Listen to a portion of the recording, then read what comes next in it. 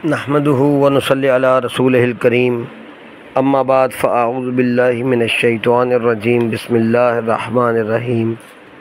अज़ीज़ दोस्तों, अस्सलामु अलैकुम व रहमतुल्लाहि व बरकातुहू। बहुत सारे मैसेजेस आते हैं व्हाट्सएप की दुनिया में। बहुत सारे लोग पूछते हैं कि सुन्नत के ऊपर बात करें, हमें सुन्नतें बताएं। हमारा मुआशरा, हमारा वक्त यहाँ पे आके खड़ा हो गया कि मुसलमान को दीन सीखने के लिए भाग दौड़ करनी पड़ रही है। हर घर में ये सुन्नत के चिराग रोशन होने चाहिए। इस सिलसिले को वीडियो लंबी करने के लिए मैं नहीं बात को बढ़ा रहा, सिर्फ समझाने के लिए बात कर रहा हूँ। तो सबसे पहले हम सुन्नत के ऊपर अब आते हैं कि लंबी चौड़ी बात करने की बजाय हम सुन्नत के ऊपर आ जाएं। तो आज का जो मौजू है वह सुबह नींद से उठते जो सबसे पहली सुन्नतें हैं, उनके ऊपर बात करनी है कि नींद से जागते वक्त की जो सुनते हैं वो क्या हैं। सो बिस्मिल्लाहिर्रहमानिर्रहीम, एक मरतबा फिर बिस्मिल्लाह शरीफ पढ़ के मैं शुरू करता हूँ। नींद से उठते सबसे पहली सुन्नत ये है कि दोनों हाथों से चेहरे और आँखों को मलना है ताकि नींद का खुमार दूर हो जाए। ये है नींद से उठते ही पहली सुन्नत कि दोनों हाथों से आँखों को और चेहरे को मलना है ताकि नींद का खुमार दूर हो जाए। दूसरी सुन्नत, जागने के बाद जो दुआ पढ़नी है, अल्हम्दुलिल्लाहिल्लज़ी अहयाना बादा मा अमातना व इलैहिन नुशूर। शमाइल तिरमिज़ी का हवाला है। ये दुआ मैं कोशिश करूँगा कि इस वीडियो की डिस्क्रिप्शन के अंदर लगा दूँ, सुबह नींद से उठने की दुआ। दूसरी सुन्नत है ये दुआ पढ़ना। तीसरी सुन्नत है कि जब आप मिसवाक करें, नींद से उठें तो मिसवाक करें, यानी नींद से उठते ही मिसवाक करना मेरे नबी सल्लल्लाहु अलैहि वसल्लम की अलग सुन्नत है।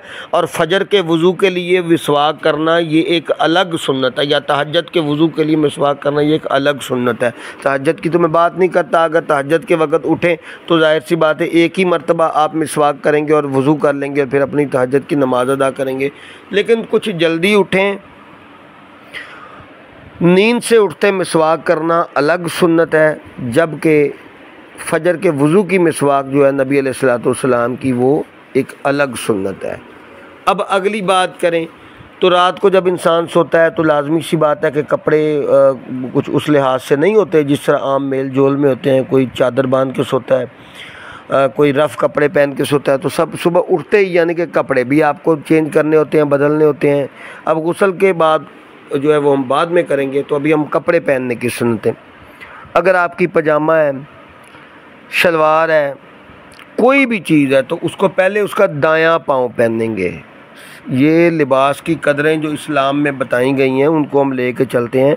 पहले हम उसकी दाहिनी साइड पहनेंगे और उसके बाद बायां पाँव पहनेंगे, यानी कि बाएं तरफ से उसको पहनेंगे। इसी तरह ही कमीज़ भी ऐसे ही है कि कमीज़ पहनते हुए भी पहले दायां बाजू पहनेंगे फिर बायां बाजू पहनेंगे। यानी इस्लाम में लिबास की कदरें ये हैं। और उसके बाद जब हमने जूते पहनने हैं तो जूते पहनने की भी यही सुन्नत तरीका है कि पहले हम दायां पाँव पहनेंगे और फिर हम उसके बाद बायां पैर पहनेंगे। तो ये इस्लाम की कदरें हैं, ये सुन्नत अमल है, मेरे हुजूर अलैहिस्सलातु वस्सलाम का ये तरीका है। तो कोशिश ये होती है कि वो तरीके बताए जाएँ जो मुस्नद हैं, जो नबी अलैहिस्सलातु वस्सलाम से साबित हैं। अब अगली बात करें, पाँचवीं, पानी जब हम लेते हैं, वॉशरूम जाते हैं तो रफ़ा हाजत करने के लिए, या मतलब अब समझदार है हर कोई, जब हम वॉशरूम जाते हैं तो पानी लेते हैं।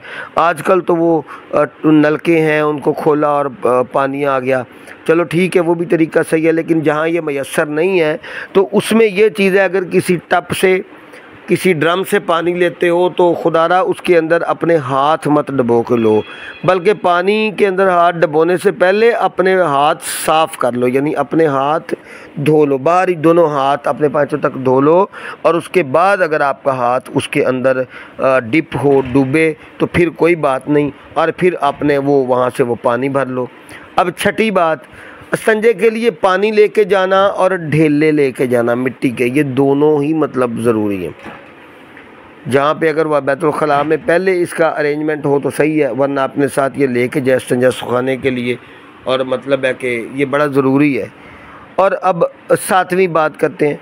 नबी अलैहिस्सलाम जब वाशरूम में जाते यानी बैतुल खला में तशरीफ़ ले जाते तो हुज़ूर अलैहिस्सलाम जूते पहन के जाते थे। एक दो बहनों ने ये शिकायत की जी कि हमारे शौहर जब वॉशरूम जाते हैं तो वो लोग जूते नहीं पहनते, तो इस चीज़ का ख्याल करें। हुज़ूर अलैहिस्सलाम की ये सुन्नत है और सफाई का भी यही तरीका है। और बैतुल खला में दाखिल होते वक्त दुआ पढ़नी है, बिस्मिल्लाह अल्लाहुम्मा इन्नी अऊज़ु बिका मिनल खुब्सी वल खबाइसी, बिस्मिल्लाहिर रहमानिर रहीम, अल्लाहुम्मा इन्नी अऊज़ु बिका मिनल खुब्सी वल खबाइसी। और वाशरूम के अंदर दाखिल होते हुए, ये अब मैं 9वीं सुन्नत बता रहा हूँ, वाशरूम के अंदर दाखिल होते हुए पहले अपना लेफ़्ट यानी बायां पाँव वाशरूम के अंदर रखें।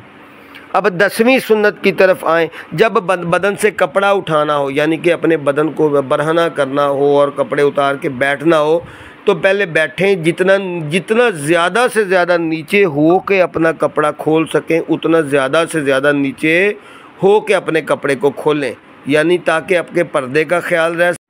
यानी जितना ज़्यादा से ज़्यादा आप नीचे हो सकें उतना नीचे हो के अपने कपड़े उतारें ताकि खड़े हुए आपका वजूद बरहना ना हो। अब ये ज़रूरी है हमारे लिए, मुसलमानों के लिए।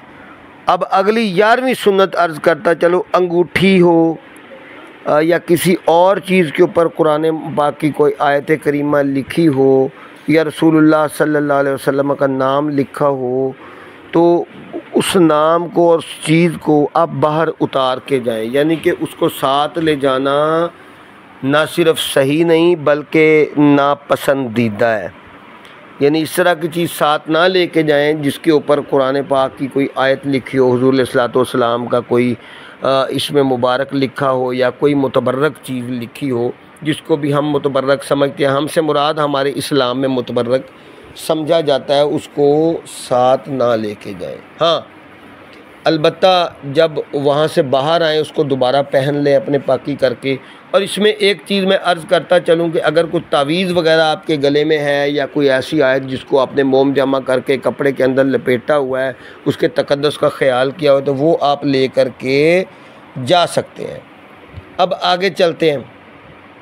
12वीं सुन्नत है कि रफ़ा हाजत, यानी कि जब इंसान इस्तंजा करता है या अपने वजूद को धोता है या जैसे भी इस्तेमाल करता है पानी को, उस वक़्त ना आपकी पीठ काबे की तरफ हो ना आपका चेहरा काबे की तरफ हो, यानी अपनी कुछ तिरछी सी डायरेक्शन में आप अपने वाशरूम्स बनवाएं। और ये बड़ी गौर तलब बात है कि आप ये वाशरूम बनाते हुए इन चीज़ों का ख्याल रखा करें। 13वीं सुन्नत, रफ़ा हाजत करते वक्त बिला ज़रूरत, यानी कि अगर ज़रूरत बहुत ही कोई अशद आ गई, कोई पानी ख़त्म हो गया तो किसी को आवाज़ दे लें कि यार ये पानी मुझे दे दो। अदरवाइज़ बोलने की ज़रूरत नहीं है इंसान को, क्योंकि वो बोलने की ज़रूरत इसलिए नहीं है कि वहाँ बोलने से मतलब बहुत सारी अहादीस में भी इसका जिक्र आता है कि नहुस्ते पड़ती हैं इंसान के ऊपर, अल्लाह के फरिश्ते लानते डालते हैं। 14वीं सुन्नत, पेशाब करते वक्त या इस्तिंजा करते वक्त अपना दायां हाथ अपने वजूद को ना लगाएं। वजूद से मुराद हर कोई समझता है। अब बीच में कोई एतराज़ात करने वाले लोग ऐसे भी आ जाते हैं जो कहते हैं वजूद को क्यों ना लगाएं, वजूद तो सारा ही पाक है। भाई सतर के हिस्से, अब मैं वो वाज़े नहीं बातें कर रहा, मतलब आज़ाए मखसूसा को अपना दायां हाथ टच ना करें, यानी उससे इस्तिंजा ना करें, उससे लोटा वगैरह पकड़ लें। 15वीं सुन्नत, पेशाब और जो मतलब हमारी गलास्ते हैं उनके छींटों से बचें, क्योंकि अक्सर अज़ाब कब्र जो होता है ना वो इसकी छींटों की वजह से आता है। अहादीस मुबारका में इसका वाज़े सबूत मिलता है। अच्छा, बाज़ औक़ात बैतुल खला नहीं होता, इस वक्त ऐसी आड़ की जगह में रफ़ा हाजत करें जहाँ मतलब पर्दा हो, यानी दूसरा बंदा को देखने का चांस ही ना हो, या मतलब इस तरह के मामलात भी थोड़े गौर करें। जंगल या शहर के बाहर मैदान में मतलब इस तरह की कोई हाजत की ज़रूरत पेश आ जाए तो इतनी दूर चले जाएं कि लोगों की निगाह ना पड़ सके आप पर, इतनी दूर चले जाए, फासले से नहीं मतलब है कि साफ़ इंसान नज़र आता। अच्छा, दूसरी चीज़, या किसी नशेबी ज़मीन में चले जाएं जहाँ कोई देख नहीं सकता। ये कुरान पाक की मतलब आयात से ये चीज़ साबित है कि आप नशेबी ज़मीन में भी जा सकते हैं। अच्छा, बैठ कर पेशाब करें खड़े होकर पेशाब ना करें, ये नापसंदीदा तरीन चीज़ है, बैठकर पेशाब करना, ये सुन्नत है। इस्तंजा से पहले, इस्तंजा जो है ना ये मतलब ढेलों से पहले करें और उसके बाद पानी से करें, ये भी सुन्नत मुबारका की एक चीज़ है। इस्तंजा पहले ढेलों से करें और फिर उसके बाद आप पानी से करें। बैतुल खला से निकलते वक्त पहले दायां पैर बाहर निकालें। बैतुल खला से निकलते वक्त दायां पैर, बैतुल खला से निकलते वक्त पहले दायां पैर यानी कि अपना राइट पाँव पहले बाहर निकालें। और बैतुल खला से बाहर आने के लिए अगर आपको इसकी पूरी दुआ नहीं याद तो सिर्फ़ गुफ़रान का ये कलिमात अदा करें। बल्कि ये जो दोनों दुआएं बैतुल खला के अंदर दाखिल होने की और बाहर निकलने की, ये दोनों मैं डिस्क्रिप्शन के अंदर बताने की कोशिश करूँगा। अरबी मेरे पास फ़ॉन्ट नहीं है वरना मैं ख़ुद लिख देता। अच्छा, पेशाब करने के बाद इस्तंजा वगैरह सुखाने के लिए किसी दीवार की आड़ में आप खड़े हो सकते हैं। ये तिरमिज़ी का हवाला मौजूद है। बाज़ औक़ात अब मैं इसमें बात करता चलूँ कि इंसान को सुबह सुबह इंसान वाजिबुल गुस्ल होता है, तो उसको गुस्ल के लिए मतलब ज़रूरत होती है, तो इसके बारे में ये हुक्म है कि सुबह सादिक के बाद गुस्ल करने के अंदर देर मत करो। यानी जब आपको ज़रूरत महसूस हो, पता है आपको कि आप हालत जनाबत में हो, तो गुस्ल करने में देर ना करो। मेरे ख़्याल में आज हमने सुबह उठने की सुन्नतें, बैतुल खला के अंदर सुन्नतें, अंदर जाना आना, लिबास की सुन्नत, पहनने के तरीके, वो हमने डिस्कस किए हैं।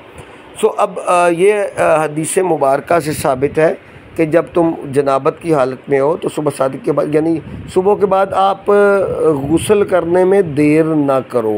तो अब गुस्ल की कौन सी सुन्नतें हैं इंशाअल्लाह अल अज़ीज़ वो अब अगली वीडियो के अंदर बताएंगे कि गुस्ल की कौन सी सुन्नतें हैं। सब दुनिया को ही पता है कि सुन्नत मुबारका पे अमल करना बड़ा अफजल है, बहुत मतलब आइडियल है हमारे इस्लाम के अंदर, बल्कि इसके अलावा हमारे पास कोई चारा नहीं है। हुज़ूर अलैहिस्सलातु वस्सलाम का ये फरमान है, अलैकुम बिसुन्नती व सुन्नत खुलफ़ाए राशिदीन। सो ये पता भी सबको ही होंगी। दुनिया कहती है कि जी हमें पता है, पता तो सबको होंगी, मकसद सिर्फ याद दहानी करवाना होता है और उन दोस्तों को बताना होता है जिनको सुन्नत मुबारका के कई चैप्टर्स का, कई बाब का, कई सुन्नतों का नहीं पता। क्योंकि हुज़ूर अलैहिस्सलातु वस्सलाम का फरमाना कि जो मेरी अहादीस को आगे फैलाता है उसके बारे में क्या क्या फ़रमाया। कोई एक हदीस होती तो चलो मैं एक का हवाला दे देता, तो अब 50 हदीसें, इसको 100 हदीस मुबारका का काम आगे करना। और फिर हुज़ूर फरमाया जो चीज़ गलत मेरे तरफ कोई मंसूब करता है तो उसके लिए जहन्नुम की आगे, ये भी हदीस पाक का मफ़हूम है। तो हम सबको चाहिए कि एक दूसरे के साथ मिल के सुन्नत मुबारका के ऊपर हम काम करें। अल्लाह रब्बुल करीम हम सब का हामी और नासिर है, वो हमें सुन्नत पे जीने की, इस्लाम पे जीने की और ईमान पे मरने की तौफ़ीक अता फ़रमाए। हम सब इंशाअल्लाह एक साथ हैं। जिसका दिल करे मेरे चैनल खानकाह कलंदर शाहबाज़ को सब्सक्राइब करे।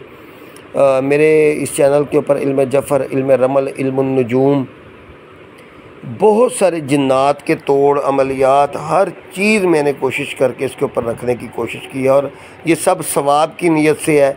इस चैनल को सब्सक्राइब करें, इसको आगे भी शेयर करें। अल्लाह हम सब का हामी और नासिर है। व आखिर दावाना अनिल हम्दुलिल्लाहि रब्बिल आलमीन।